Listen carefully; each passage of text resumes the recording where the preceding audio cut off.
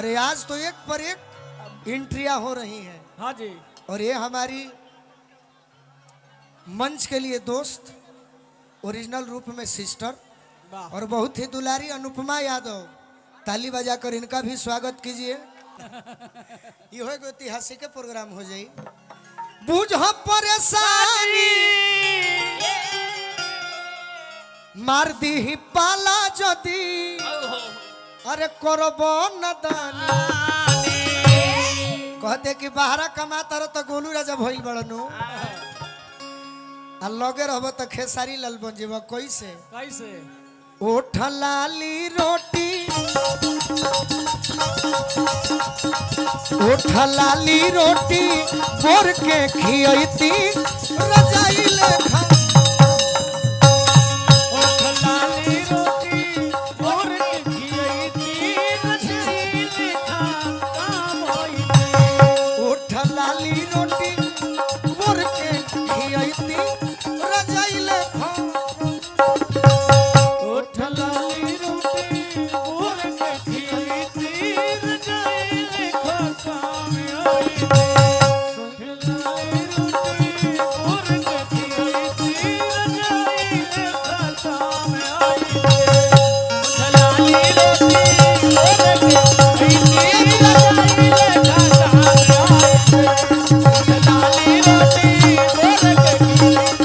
रजाई लेखा काम होई। चलिए आनंद आइल तो एगो ताली भी बजा दी। भाई नीतीश जी से आग्रह करो, रही नीतीश जी से हम आग्रह कर रहे हैं कि जो भी कलाकार आप बुलाए हैं मेरे अलावा, उन्हें भी श्रोता सुनना चाहते हैं, देखना चाहते हैं, तो आप थोड़ा मंच पर रहिए। कलाकार को बुलाने का मतलब है कि सम्मान भी जरूरी है और उन्हें गंवाना भी है, क्योंकि गर्मी का दिन नहीं है, ये ठंडा हो।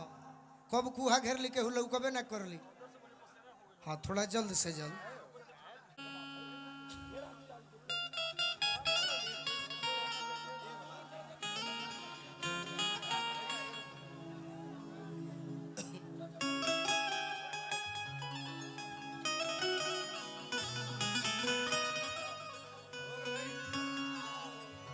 यह भीड़ में हाँ जी। जितना भी खास करके नौजवान बनी जकर बियाह नइखे भइल, रौरा सब हमरा के गावे ना देव का? हम गा देबू हो लालू जी के गीत नो। हम जौन यूट्यूब पर गौले बनी उहो सुना दे, बाकी एक दू गो हमारा अपन सुन ली प्लीज। हमारा आग्रह बने तो फिर अब का हमको अब बाटी देवरा बा।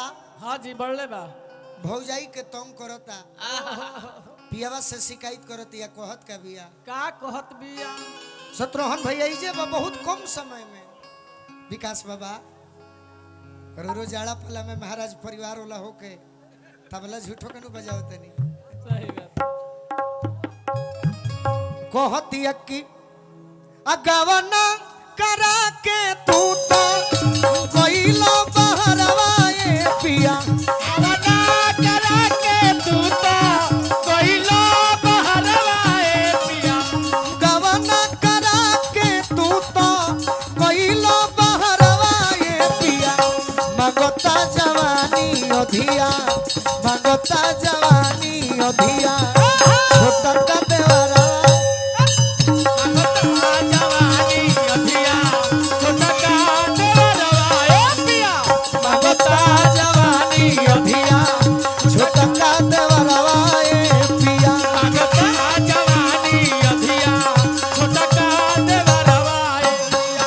गवना करा के तू तो कोइलो बहरवा ए पिया। अवना करा के तू तो कोइलो बहरवा ए पिया।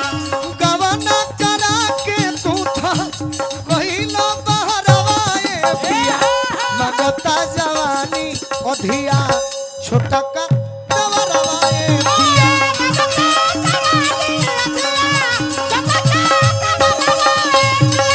मगता जवानी अधिया, छोटा का देवरवा ए पिया।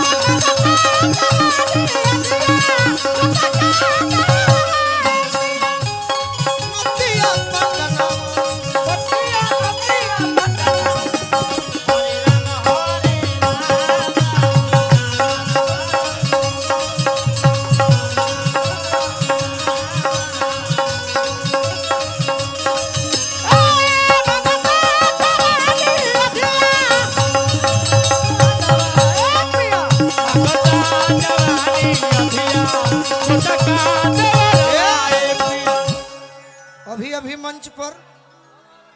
आज के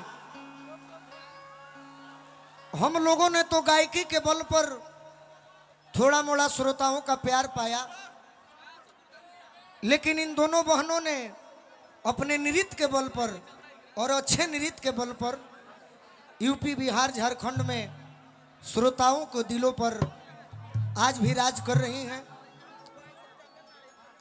प्रभु का कृपा हो कि हमेशा ये नंबर 1 रहे। माही, मनीषा दोनों बहनें मंच पर आ चुकी हैं। ताली बजाकर पहले इनका स्वागत कीजिए आप लोग, और उसके बाद डांस देखिएगा। और ऐसा नहीं है कि डांस ही केवल, मनीषा जो है अच्छा गाती भी है, हमने सुना है। तो मंगता जवानी अधिया छोटा का देवराए,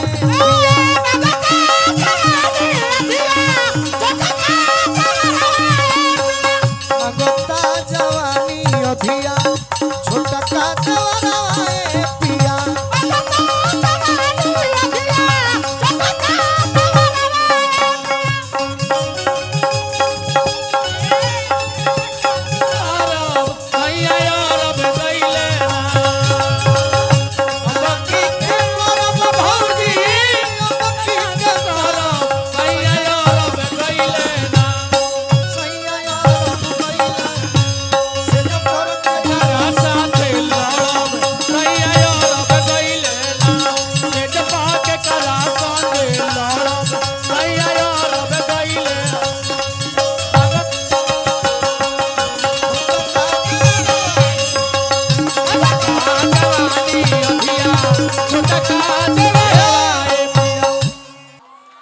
जी आज पूरा भोजपुरी में टहलका मचौले बाड़ी। का करबो अनुपमा, हम जनी है कि तू बाड़ू तो हम अपन शुरू क के रखले रहे कि भाई तहार इंटी त्रनी घरी VIP होता तो हम साथे बनी। अनुपमा के गीत अभी लगातार उरा सब सुनतानी। अभी सुनी हमारा एगो गीत के बाद तो बेड के परेड सैया छोड़ लो अधूरा।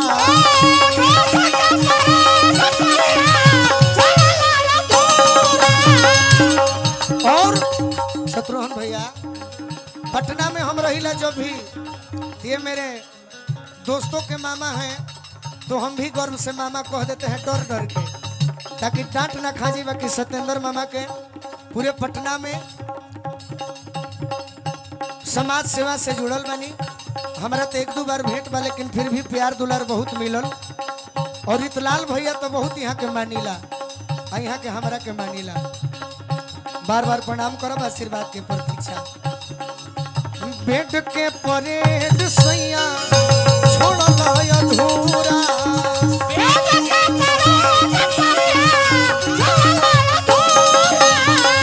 मन करे रोज तो भइल नहीं खे पूरा।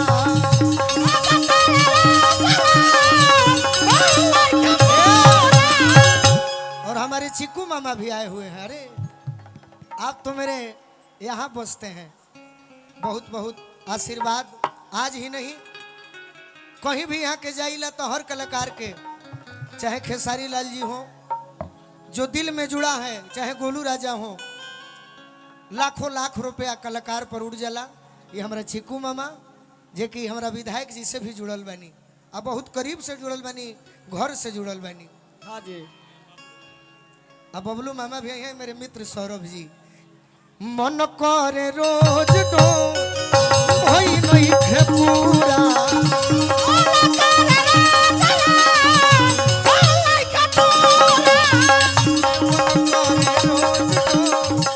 भई नहीं खे पूरा।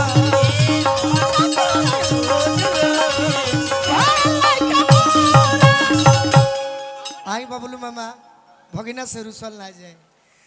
बबलू मामा के आशीर्वाद मिलल, और डबलू मामा भी हैं।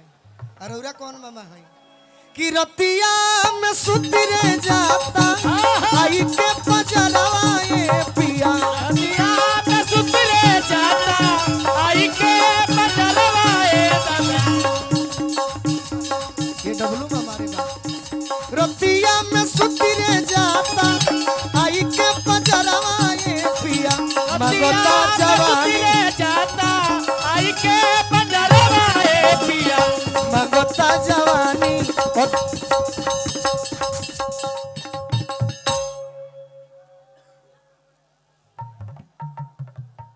हेलो हेलो मेन माइक बंद हो गया भैया।